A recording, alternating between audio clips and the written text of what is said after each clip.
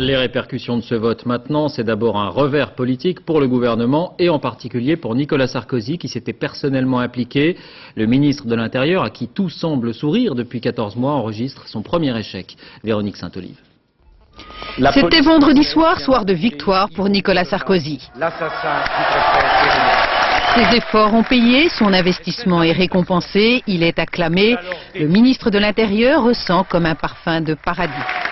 Au téléphone, Jacques Chirac vient de lui dire « Tu es génial, je ne sais pas comment te remercier ». À 48 heures du référendum, Nicolas Sarkozy se sent pousser des ailes. Depuis des mois, le ministre de l'Intérieur avait mis tout son poids dans la balance. 8 déplacements pour convaincre les Corses de voter oui à la réforme. Optimisme du début, jusqu'à l'épisode désastreux de Bastia où quelques dizaines de contestataires ridiculisent le Premier ministre et le ministre de l'Intérieur. Dimanche soir, enfin, le non l'emporte. Nicolas Sarkozy, à qui tout semblait réussir, connaît son premier grave échec. Question de tempérament, il assume, même si Jean-Pierre Raffarin et Jacques Chirac sont co-responsables.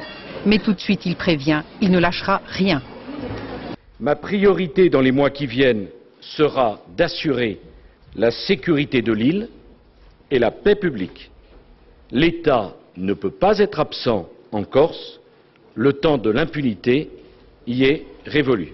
Que le gouvernement se soit engagé à ce point, avec 8 visites de Nicolas Sarkozy, 3 visites du Premier ministre, cette espèce d'excès, d'outrance dans la politisation du scrutin, on aurait eu l'impression que le gouvernement voulait faire voter non, qu'il ne s'y serait pas finalement pris autrement. Unique. Mais Nicolas Sarkozy veut croire que les Français retiendront davantage l'arrestation d'Yvan Colonna que le résultat d'un référendum local.